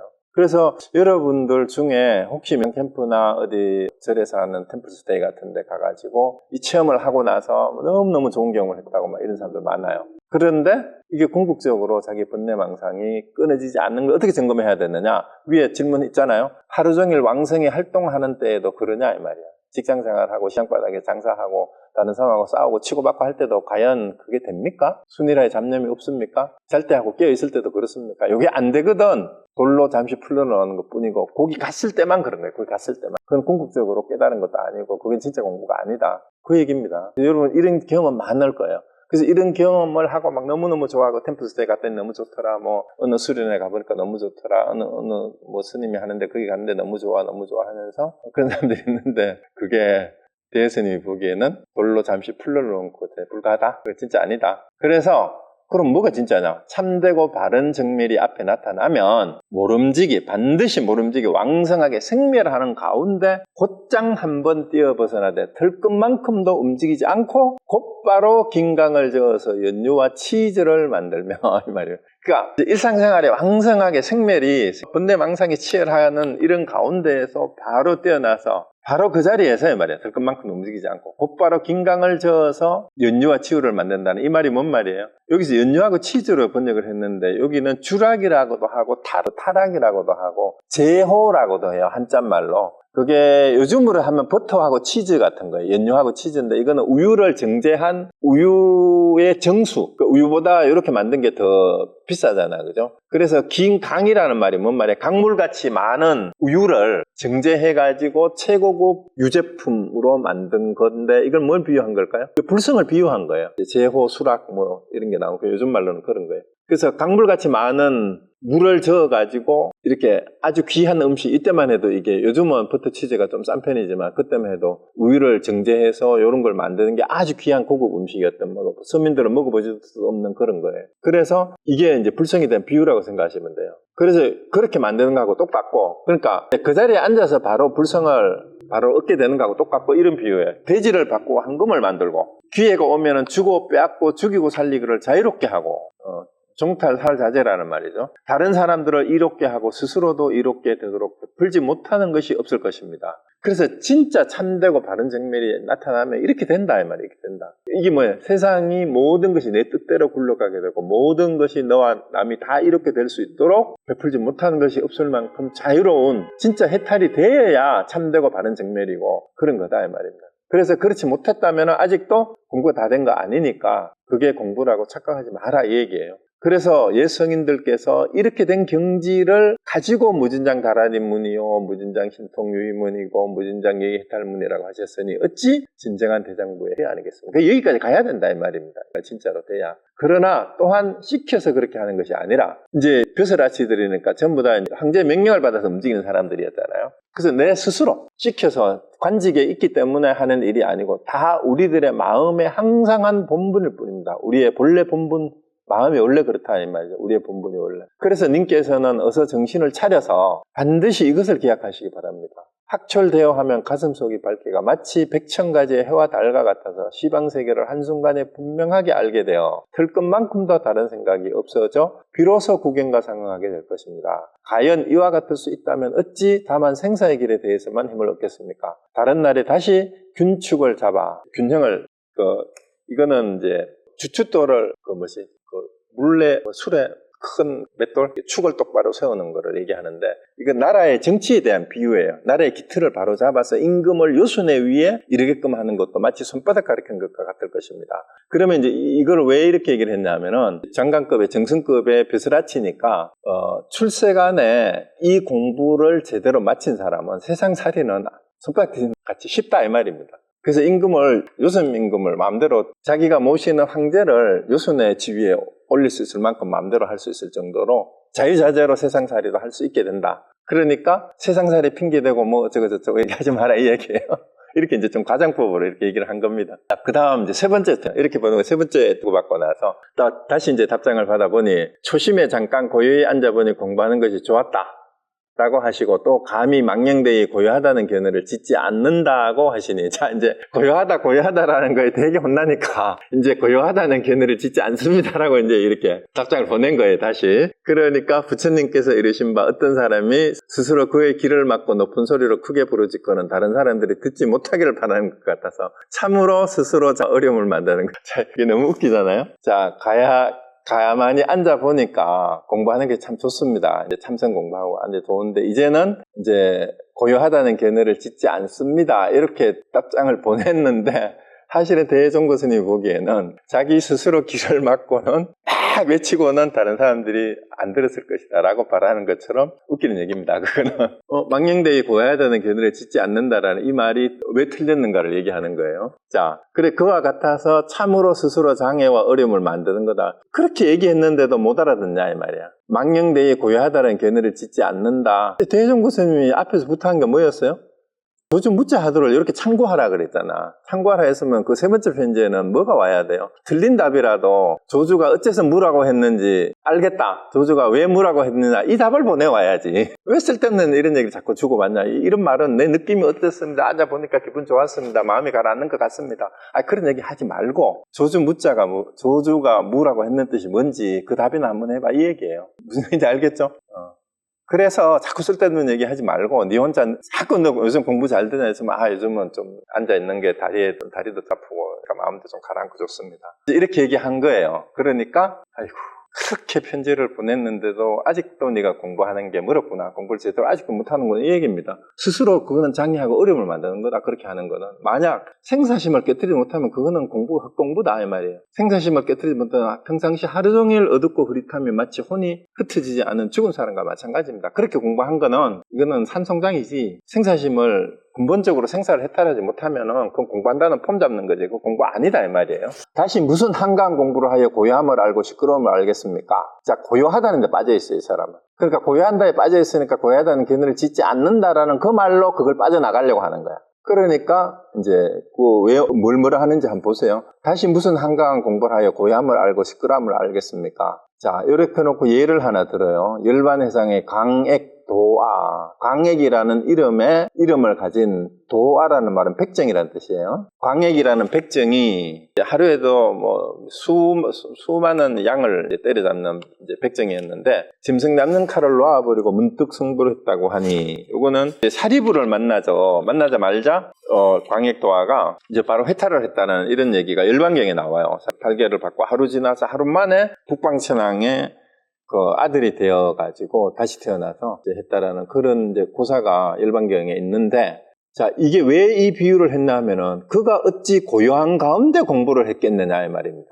맨날 살생을 업으로 살던 백정도 하루 만에 깨달았다 이 말이에요. 이 사람이 고요한 거 찾아가가지고 앉아있다가 깨달았겠느냐 이 말입니다. 그럼 뭘 지금 얘기하는 거예요? 자꾸 고요히 앉아있다 보니 공부가 되는 것 같습니다, 이 얘기하는 거를 두고 너 그렇게 해가지고 평생 해봐도 안 된다. 그래서 평생을 살생을 일삼던 백정도 하루 만에 깨닫는 이런 일이 있는데, 이 사람이 고요한 거 찾아가지고 깨달았겠느냐 이 말입니다.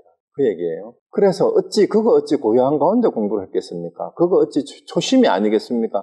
그러면은 초심에 잠깐 앉아보니, 그럼 그거 초심자고 오래 공부했는 구참자야? 하루 만인데 전혀 불법을 알지도 못하다가 사리부를 만나서 하루 만에 깨달았으니까. 그러니까 이거는 불교 공부를 오래 했건 불교를 처음 알았건 불교라는 말을 알지도 못하던 간에 네가 누구냐, 부모 태어나기 이전에도 네 본래면목이 뭐냐, 이걸 그다지 바로 깨달으면 불교라는 불자도 몰라도 깨달을 수 있다 이 말이에요. 그게 또 부모 미성년 볼매면목 어떤 것이 부처냐라는 말을 듣고 즉심시불이라 했는데 집신세벌이다, 지신세컬레다라고 이렇게 생각을 했던 농부도 깨닫는다 하잖아. 근데 이 사람이 무슨 공부를 해서 깨닫고 그 사람이 무슨 고요한데 앉아가지고 있어가지고 깨달았냐, 그 얘기하는 거예요. 그런 애들이 수도 없이 많잖아요, 그죠? 그래서 그가 그가 무슨 공부한 사람이냐. 님께서 우리 육조해능대사도 그렇잖아. 방아찌던 행자가 머리도 깎고 정식 비구도 되지도 않으면서 육조가 되는 이런 일이 이 문중에 일어난 일이잖아, 역사적으로도. 그래서 님께서 이것을 보고도 정이 그렇지 않다고 여겨 마음의 차별을 두어 그는 옛 부처님께서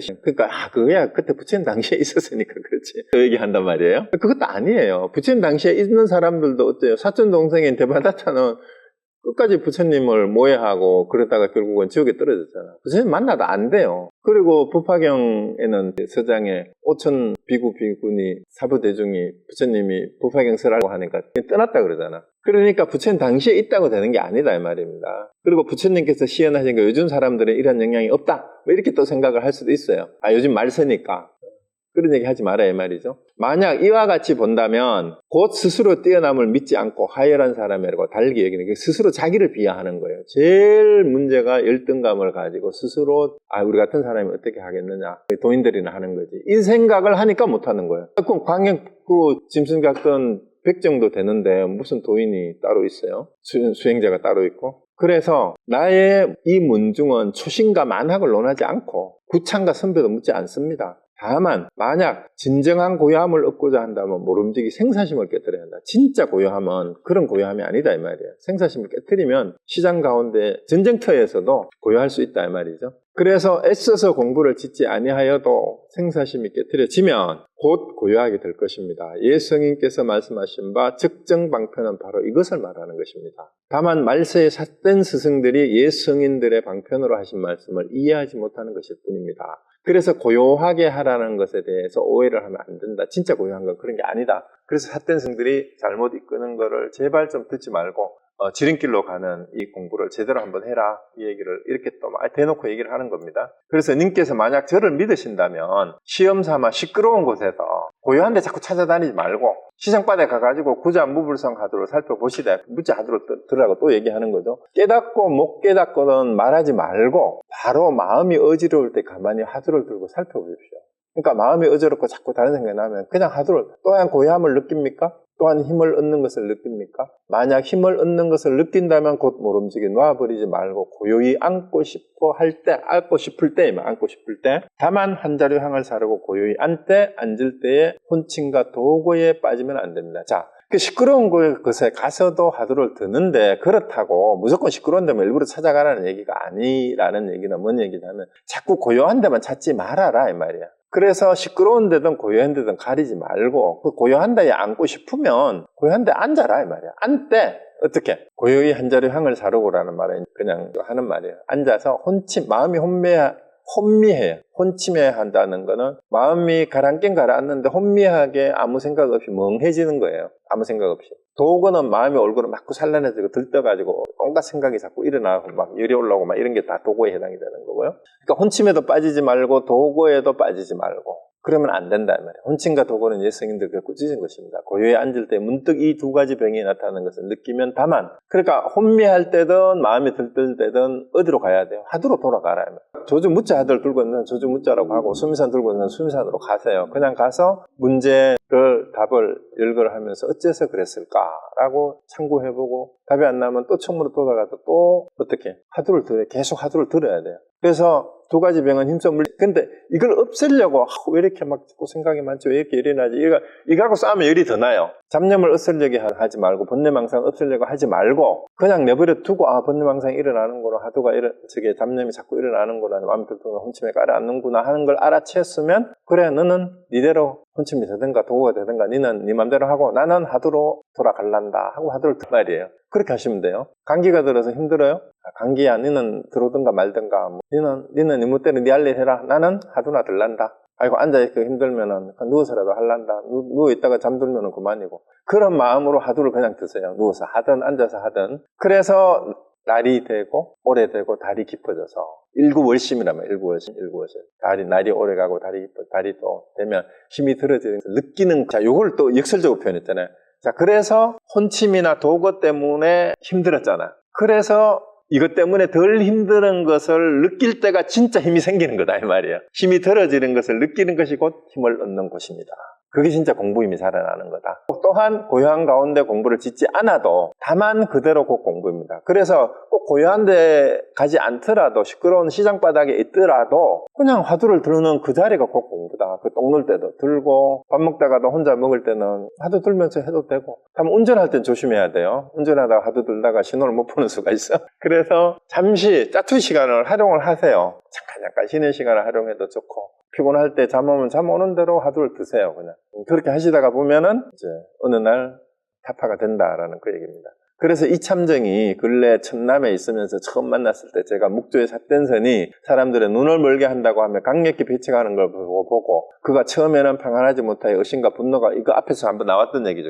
이참정이 묵조선 하던 사람인데 곧 제가 정전백수자 하두에 송하는 것을 듣고 홀련히 무명을 타파하고는 한번 웃는 가운데 백천가지를 알게 됐습니다. 그러니까 정전백수자를 얘기를 하고, 자, 이건 정전백수자는 그거는 앞에 나왔던 거죠. 이제 어떤 학인이 조조스님한테 조사가 저쪽에서 온 뜻이 무엇입니까? 여하시 조사설이라고 물으니까 조조스님이 정전백수자, 떨앞에서 한나무다라고 대답을 했는데, 누가 어째서 조조스님은 조사가 저쪽에서 온 뜻이 뭐냐고 물었는데 떨앞에서 한나무라 했느냐, 한번 일러보라, 답을 해보라. 이러니까 아무도 답을 안 하니까 내가 한마디 더 덧붙인다면 풀이 길고 짧은 줄 알았더니 불태우고 보니까 땅이 울퉁불퉁하더라. 이 말을 하는 것을 듣고 그 법회에 참석했던 이참정이 깨달았어요. 그래서 인가를 한 거죠. 그래서 이거를 타파하고는 한번 웃는 가운데 백천가지를 알게 됐습니다. 그래서 백천가지라는 말은 1100가지는 1700공안이라는 말이 있잖아요. 그 하두가 다 의심이 없어졌다 이 말이에요. 그래서 비로소 제가 입을 열어 쓸개를 보인 것이 들 것만큼도 속이는 것이 없으며 또한 아상을 다투는 것이 아니라는 것을 믿고는 곧 저에게 참회를 하였습니다. 이래놨잖아요. 그래서 이제 대종고 스님이 입을 열어가지고 묵조의 삭된 돌이라고 삿된 승려들이라고 이렇게 욕을 한 것이 뭐예요? 그게 거짓말 한 게 아니고, 또 내가 아상이 있어서 건방져가지고 암환심 때문에 나를 높이고 그 사람들 욕하는 게 그런 게 아니다. 다른 것을 알고 이제 믿고 나한테 참여를 했습니다. 그래서 이 참정이 현재 그곳에 있으니 시험 삼아 그에게 옳은지 물어보십시오. 진짜 그런가 한번 물어봐라. 이 참정이 했으니까. 이제 하도록 했는 사람이니까. 도겸 상자가 이제 자기 상자 벌써 복병에 갔는데 이미 그곳에 도착했는지 모르겠습니다. 이 사람은 참선을 하면서 고통을 맛본 것이 많으니 또한 일찍이 10년을 묵조선에 들어갔다. 그러니까 내가 내 상자 중에 도겸이라는 스님이 있는데 이제 그쪽으로 갔는데 이 사람도 이제 묵조선도 해봤고 제대로 참선했는 사람이니까 만나보시면 그에게 어떻게 공부를 해야 하는지 한번 물어보십시오. 일찍이 방랑한 사람이기 때문에 성격을 가액격에 반드시 지성으로 돌아갈 것입니다. 이렇게 이제 이참정이나 도겸상자한테도 한번 물어봐라. 내 말이 어떤지. 그 다음에 이제 이참정한테 별도의 편지를 보내요. 편지 내용이 뭐냐면은 수밀이 근래에 상구에 있을 때 일찍이 편지를 보내 도를 물어서 한바탕 갈등을 때려 말하는 것이 쉽지 않았는데도 여전히 묵조하는 것에 빠져있으니 그 편지를 3번이나 보냈는데 아직도 고요한 묵조선에 빠져있으니 결정코 삿된 스승을 만나 귀신굴로 끌려 들어간 것이 의심의 여지가 없습니다. 그래서 이제 스승을 잘못 만나서 그러니까 지금 또 편지를 받아보니 다시 고요히 앉는 것이 좋다고 하니 그가 얽매여 빠져있는 것이 이와 같으니 어찌 지름길 가나선을 말하는 거예요. 경절문, 경절선을 참고할 수 있겠습니까? 이번에도 그의 편지에 답해 또다시 누누이 일러 구업을 아끼지 않고 통렬하게 잘라버리라고 했는데 또 생각을 돌이켜 일상 가운데 하도를 들고 있는지 모르겠습니다. 그래서 예성인들께서는 차라리 파괴를 숨상같이 할지언정 삿된 스승의 단 하나의 삿된 생각도 받아들이면 안 된다. 자, 수없이 파괴를 하더라도 삿된 스승의 삿된 생각을 받아들이면 안 된다라고 이렇게 얘기를 했다라는 거는 삿된 견해에 빠지는 것이 얼마나 큰 공부의 잘못인가를 강조를 하는 겁니다. 겨자씨만큼이라도 정식 가운데 있게 하면 그런 말이에요. 마치 기름이 밀가루에 배어들면 영원히 빼낼 수 없는 것과 같다가 아니고 같다. 그러니까 밀가루에 기름이 배면은 그 밀가루에서 기름을 분리해낼 수 있어요? 안 되죠. 그거와 같다 이 말입니다. 근데 부추밀이 이와 같은 경우입니다. 진짜 밀가루에 기름 배인 것처럼 묵조선에 잘못 빠지고 진짜 헤어나기가 자기가 보기에는 부추밀이 그게 빠져있는 것 같다 이 말입니다. 그러니까 만약 그를 만나시거든 그에게 보낸 답장 가운데 갈등함에 응급한 이제 말이 많았다는 갈등으로 표현한 거예요. 응급한 것들을 한번 살펴보고 그에게 보낸 답장 내가 보낸 답장 3번이나 보냈으니까 여러 가지 말한 것 가운데 한번 살펴보고 거기서 방편을 지어서 그 사람을 구제해 주십시오. 이참정한테 이렇게 부탁을 한 거예요. 그 사습법 가운데 동사섭이 최고이니 님께서는 마땅히 이 본문을 크게 열어서 그가 믿고 들어올 수 있게 한다면 저의 힘을 반으로 줄여줄 뿐 아니라 또한 그가 믿음을 얻을 수 있게 하여 옛 묵조선에서 벗어나게 하는 것입니다. 그러니까 사습법이라는 거 여러분 다 아시죠? 보시에어 이행 동사. 보시하는 습원 함께 한다라는 어울린다라는 습수한다라는 그런 거니까 이제 4가지 가운데 가장 좋은 게 보시, 첫 번째가 보시고 두 번째가 자비로운 말, 사랑스러운 말을 해주는 거고 이행이란 말은 나와 남이 이롭게 하는 거고 그 다음에 가장 중요한 게 도반들하고 함께 하는 거예요.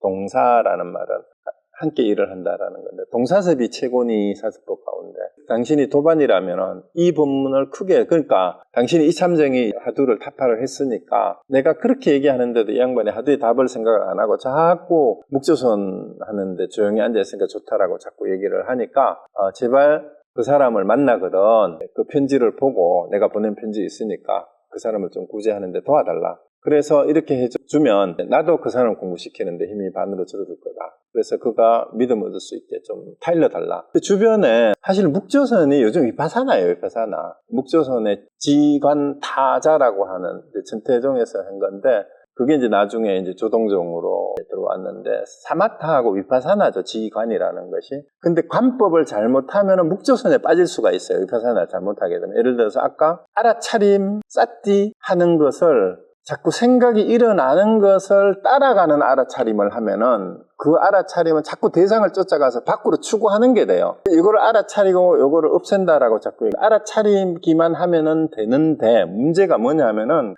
그 초기 경전에서 강조를 하지 않은 부분이 이제 위파사나 하는 거에 대해서 호흡부터 이런 거는 잘 설명을 해놨는데 마지막에 하는 것에 대해서 관하고 있는 것, 관하고 있는 놈, 관하는 놈에 대한 설명이 빠져 있다라는 얘기를 많이 해요. 그래서 그게 행전에서 봤을 때도 이제 이렇게 알면, 이렇게 깨달으면, 근데 이렇게 알고 깨닫는 그것에 대해서 알아야 돼요. 자, 무슨 얘기냐 하면 위파사나를 하는데, 사티를 하는데 사티에 대한 사티를 해야 되고 위파사나에 대한 위파사나를 해야 돼요. 그게 빠지게 되면은 위파사나를 하고 사마타를 해도 마찬가지예요. 사마타에 대한 사마타, 그냥 아는 거야. 아는 거, 알아차려. 사마타를 하고 있다는 것도 알아차려야 되고 위파사나를 하고 있다는 것도 알아야 돼요. 그 다음에 사티를 하고 있는 것에도 사티는 뭐냐면은 지키는 거, 지키는 거. 안반 수의경이라고 숫자로 분석을 했다.